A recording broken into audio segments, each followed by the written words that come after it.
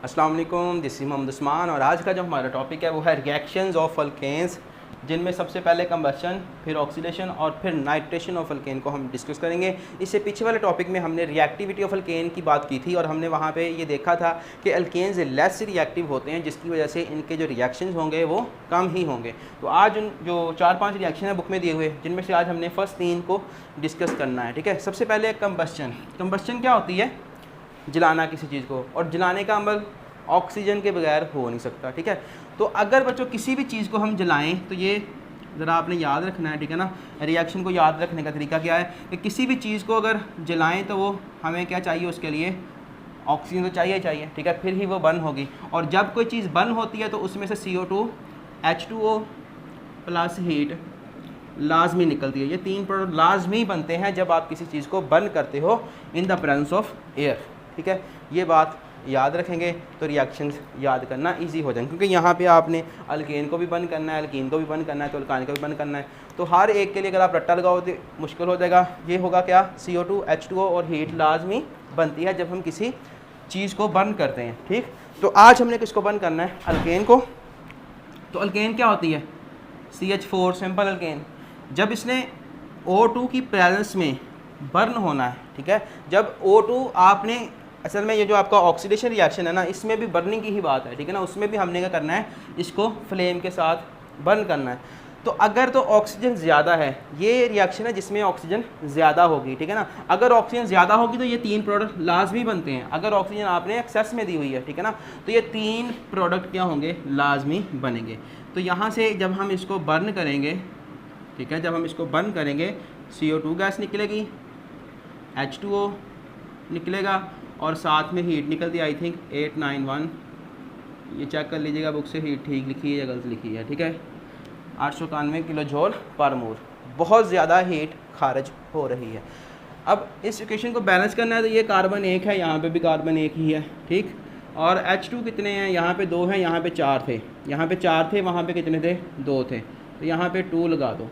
ठीक है, ऑक्सीजन यहाँ पे कितने हैं? 2, 1 ये और 2, 4 वहाँ पे हैं, तो यहाँ पे क्या लगा दो? 2 लगा दो, 4 यहाँ पे हो गए। अब इक्वेशन आपकी क्या है? बैलेंस है। ठीक है, अब इस रिएक्शन में आपने देखा होगा कि हीट क्या है, बहुत ज़्यादा खारिज हो रही है। अगर हीट ज़्यादा खारिज हो रही है तो हमें इसको यूटिलाइज़ करना है। ठीक है ना, तो हम क्या करते हैं, क्योंकि जब हम मीथेन को या बाकी अल्केन्स को जलाते हैं in the presence of air, तो क्या होता है, यहाँ से बहुत ज़्यादा हीट खारिज होती है। 891 किलो जूल पर मोल, यानी कि 1 मोल से इतनी ज़्यादा हीट खारिज हो रही है। ठीक है ना, बहुत ज़्यादा हीट है।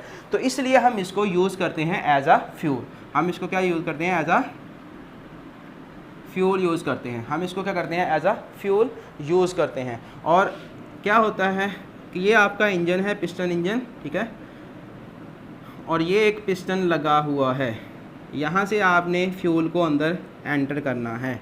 जब फ्यूल अंदर एंटर होगा, पिस्टन नीचे एक चीज़ से जुड़ा हुआ होता है जो इसको घुमा रही, नीचे से वो घूम रही होती है, जिसकी वजह से पिस्टन आपका ऊपर और नीचे मूव कर रहा होता है। यहाँ पे एक स्पार्क प्लग होता है जिसने यहाँ पे स्पार्क प्रोड्यूस करना होता है। जब पिस्टन यहाँ से आपका फ्यूल अंदर आता है, ठीक है, और यहाँ से पिस्टन जब ऊपर जाएगा, ठीक, जब पिस्टन यहाँ पे पहुँचेगा तो क्या होगा, काफ़ी ज़्यादा फ्यूल कंप्रेस हो जाएगा।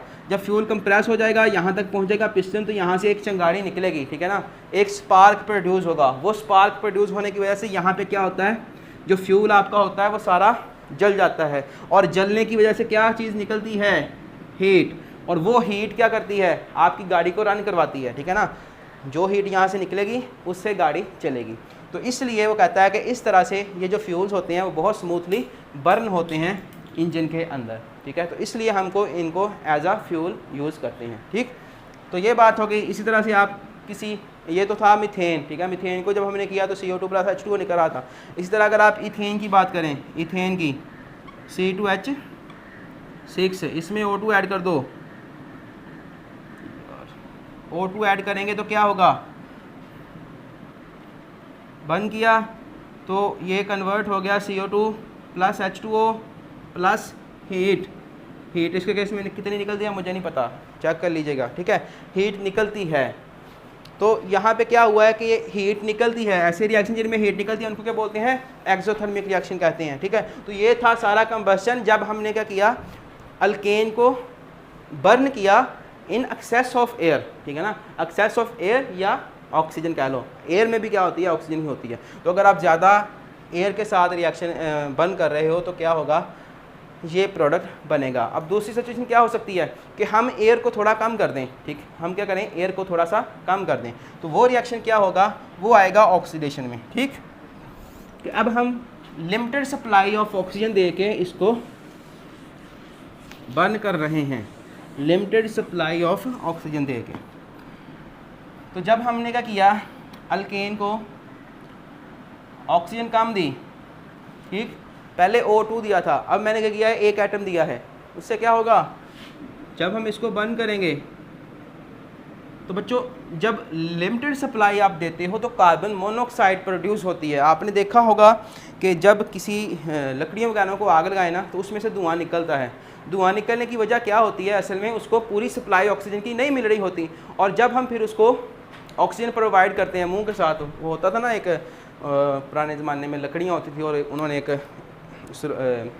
रोड सा रखा होता था लोहे का जिसको वो फूकना बोलते थे। ठीक है ना, फिर फूकने से हवा देते थे तो क्या होता था, आग जल जाती थी, उससे क्या मिलता था, ऑक्सीजन मिलती थी। ठीक है ना, लेकिन अब हम क्या कर रहे हैं, ऑक्सीजन की सप्लाई को कम कर रहे हैं। ऑक्सीजन की सप्लाई को कम करेंगे तो उसमें से क्या प्रोड्यूस होगा, CO प्रोड्यूस होगा, प्लस वाटर प्रोड्यूस होगा और प्लस कार्बन, ठीक है, कार्बन ब्लैक, ये प्रोड्यूस होंगे। तो जब हम लिमिटेड सप्लाई ऑफ ऑक्सीजन देंगे तो ये रिएक्शन होगा। जब आप रिएक्शन जो ऑक्सीजन है उसकी अमाउंट को एक्सेसली दोगे तो रिएक्शन क्या था, यहाँ पे CO2 बन रहा था, यहाँ पे H2O, और यहाँ से हीट काफ़ी ज़्यादा खारिज हो रही थी। तो ये इन दोनों में डिफरेंस है, जब हम लिमिटेड सप्लाई का करते हैं या जब हम क्या करते हैं, एक्सेस अमाउंट में एयर देते हैं। अब जो सेकंड रिएक्शन है वो है हमारे पास, ये ख़त्म हो गया है, ठीक, ऑक्सीडेशन। अब ऑक्सीडेशन कौन सी करनी है, हमने ऑक्सीडेशन करनी है कैटालिटिक ऑक्सीडेशन। हमने करनी है ऑक्सीडेशन, कौन सी ऑक्सीडेशन करनी है, कैटालिटिक ऑक्सीडेशन। तो ये देखो मेरे पास मीथेन ही है, हम इसको अब कैटालिस्ट के थ्रू बर्न करेंगे। ठीक है ना, हम इसको क्या करेंगे, कैटालिस्ट के थ्रू बर्न करेंगे। ये मीथेन था, कैटालिस्ट कौन सा यूज़ करना है, इसकी ऑक्सीडेशन करनी है असल में हमने, तो यहाँ पे ऑक्सीजन लिख लेते हैं। ठीक, और साथ में क्योंकि बर्न हो रहा है ना, तो बर्न तो ऑक्सीजन की मौजूदगी में ही होगा, और साथ में हम क्या करेंगे, कॉपर की ट्यूब को यूज़ करेंगे। ठीक है, कॉपर की ट्यूब यूज़ की है जिसको हमने रेड हॉट किया हुआ है। कॉपर की ट्यूब को किया हुआ है रेड हॉट, यानी कि उसको इतना ज़्यादा गर्म कर दिया कि वो सारी लाल हो गई। जिस तरह लोहे को गर्म करते हैं ना वो रेड हो जाता है, उसी तरह से कॉपर की ट्यूब लिया, उसको रेड हॉट कर दिया। ठीक है, और फिर हम क्या करेंगे, उसमें से अल्केन को पास करवाएंगे। जब हम उसमें से अल्केन्स को पास करवाते हैं तो क्या होता है, अल्केन्स क्या हो जाता है, ऑक्सीडाइज हो जाता है। अल्केन्स क्या हो जाता है, ऑक्सीडाइज हो जाते हैं। तो ये देखो, अगर मैं इसको CH3H लिख लूँ कोई फ़र्क तो नहीं पड़ेगा इस फार्मूले पे, CH4 ही है अभी भी, है ना। ऑक्सीजन क्या होती है, ऑक्सीडेशन क्या होती है, एडिशन ऑफ ऑक्सीजन। तो इसमें क्या करो, ऑक्सीजन ऐड कर दो, तो ये देखो यहाँ पे आके ऑक्सीजन ऐड हो जाएगी। अब ये अल्केन नहीं रहा, इसमें एक O आ गया है। ठीक है ना, OH ग्रुप आ गया है, तो ये कन्वर्ट हो जाएगा CH3OH के अंदर। सही है, समझ आ रही है, ये कन्वर्ट हो गया CH3OH के अंदर। तो क्या होगा, ये आपके जो कंपाउंड है, ये जो क्लास है वो कौन सी थी, ये बच्चों अल्कोहल क्लास है। ये कौन सी क्लास है, अल्कोहल है, और इसका नाम क्या है, मेथनॉल, और इसका नाम क्या है, मीथेन। ठीक है, मीथेन से क्या बनी, मेथनॉल। और यहाँ पे टेम्परेचर जो चाहिए वो हमें चाहिए 400 डिग्री सेल्सियस, साथ में 200 ATM प्रेशर भी चाहिए। ठीक है, तो क्या होता है, अल्केन की ऑक्सीडेशन हो जाती है। ये कैटालिटिक ऑक्सीडेशन है क्योंकि इसमें हम कॉपर की ट्यूब को यूज़ कर रहे हैं एज अ कैटलिस्ट, और टेम्परेचर प्रेशर भी। तो अल्केन पहले कन्वर्ट होता है अल्कोहल में।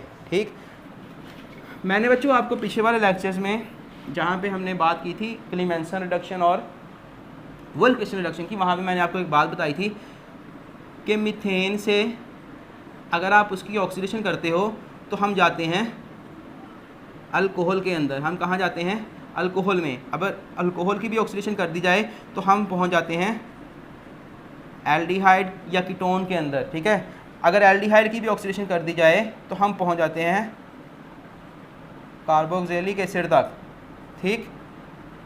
अल्केन से चले, अगर आपको अल्केन से कार्बोक्सिलिक एसिड तक जाना है तो आप क्या करोगे, ऑक्सीडेशन करोगे, ठीक है ना। अब यहाँ पे हम ऑक्सीडेशन ही कर रहे हैं ना, तो सबसे फर्स्ट प्रोडक्ट हमें क्या मिला, अल्कोहल मिला।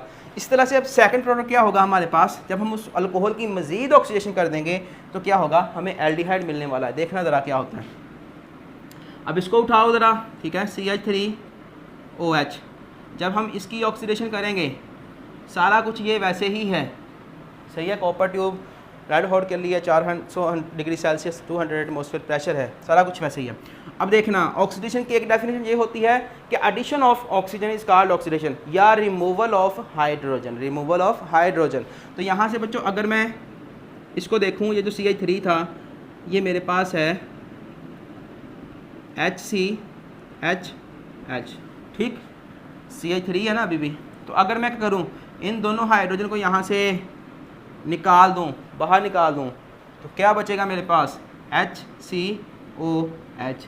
यही चीज़ बच जाएगी ना, HCOH, है ना। तो ये आपका क्या बन गया है, एल्डिहाइड बन गया है। और इस एल्डिहाइड का नाम क्या होता है, फॉर्म एल्डिहाइड, ठीक। ये क्या बन गया है, एल्डिहाइड बन गया है। तो हमने बात की थी मीथेन से अल्कोहल में, अल्कोहल से एल्डिहाइड में। ये मीथेन की जगह पे अगर हम अल्केन लिखें ना तो ये ज़्यादा बेस्ट है, ठीक। अब एल्डिहाइड तक आ गए हैं। एल्डिहाइड असल में अगर आपको इसकी इशू है ना तो इसका मैं फार्मूला खोल के लिख देता हूँ। वैलेंसी सारी पूरी हैं, कार्बन का जो बॉन्ड है वो डायरेक्टली ऑक्सीजन के साथ है, डबल बॉन्ड, और एक हाइड्रोजन ये है, एक हाइड्रोजन ये है। तो इस तरह से उसकी वैलेंसी वहाँ पे पूरी की गई है। साथ में यहाँ से H2 निकल गया है, H2 ये और यहाँ से एक ऑक्सीजन मिलके H2O बना के बाहर निकल जाएंगे, ठीक है। अब बच्चों हम एल्डिहाइड तक आ गए हैं, उसकी मज़ीद ऑक्सीडेशन करें तो कहाँ जाएंगे, कार्बोक्सिलिक एसिड तक। तो उसको उठा के लाओ ना ज़रा इधर, वो क्या है, HCOH। हमने क्या करनी है, ऑक्सीडेशन ही करनी है, सारा कुछ वैसे ही है। Copper tube 400 degree Celsius 200 atmosphere pressure, सारा कुछ वैसे ही है। अब यहाँ पे कौन सी डेफिनेशन यूज़ करेंगे, यहाँ पे हमने कार्बोक्सिलिक एसिड बनाना है। कार्बोक्सिलिक एसिड कैसे बनेगा, अगर यहाँ पे सिर्फ एक O आ जाए, ठीक है ना, जहाँ पे H है वहाँ पे उसके आगे एक O लग जाए, यानी कि OH हो जाए, तो क्या हो जाएगा, वो कार्बोक्सिलिक एसिड बन जाएगा। इट्स मीन कि यहाँ पे इसमें हमने क्या करना है, एडिशन ऑफ ऑक्सीजन करनी है। तो ये HC, यहाँ पे एक O था, अब कितने हो जाएंगे, 2, क्योंकि हमने ऑक्सीजन को ऐड किया है। ये क्या बन गया आपका, कार्बोक्सिलिक एसिड। अब हम अगर इसकी भी मज़ीद ऑक्सीडेशन करें तो बस फिर बेड़ा गर्क होगा, ठीक। अगर हम क्या करें, इसकी भी मज़ीद ऑक्सीजन कर दें तो मालिक्यूल करेगा, तो आप तो शुरू ही हो गए, अब हैं, रुक ही नहीं रहे, तो फिर मैं टूट जाऊंगा। तो ये क्या होगा, ये देखना ज़रा, ये COO क्या बन जाएगा, CO2, ये H और ये H2 और ये O क्या बन जाएगा, H2O, साथ में हीट खारिज होगी, ठीक है। तो ये सारा रिएक्शन था। इसको याद रखने का तरीका क्या है कि जो फर्स्ट प्रोडक्ट है उसमें क्या है, एडिशन ऑफ ऑक्सीजन वाली डेफिनेशन लग रही है ऑक्सीडेशन की। जो सेकंड है उसमें रिमूवल ऑफ हाइड्रोजन वाली डेफिनेशन लग रही है। जो थर्ड है उसमें फिर एडिशन ऑफ ऑक्सीजन वाली लग रही है। जो फोर्थ है उसमें भी एडिशन ऑफ ऑक्सीजन ही हो रही है, लेकिन साथ में बॉन्ड जो हैं वो टूट जाते हैं, वो CO2 और H2O में कन्वर्ट हो जाते हैं। ये जो रिएक्शन है ये बहुत ही यूज़फुल है, इसकी इंडस्ट्रियल इंपॉर्टेंस बहुत ज़्यादा है, क्योंकि इसमें कार्बोक्सिलिक एसिड बन रहा है, ठीक है। इसमें क्या बन रहा है, कार्बोक्सिलिक एसिड तक हम जा सकते हैं।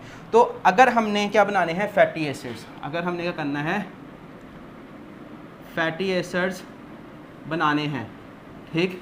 कौन से fatty acid, long chain fatty acid, ठीक है। लॉन्ग चेन फैटी एसिड बनाने के लिए हम ये रिएक्शन यूज़ करते हैं। फैटी एसिड क्या होते हैं, असल में लॉन्ग चेन कार्बोक्सिलिक एसिड ही क्या होते हैं, फैटी एसिड कहलाते हैं। ये क्या है, कार्बोक्सिलिक एसिड है।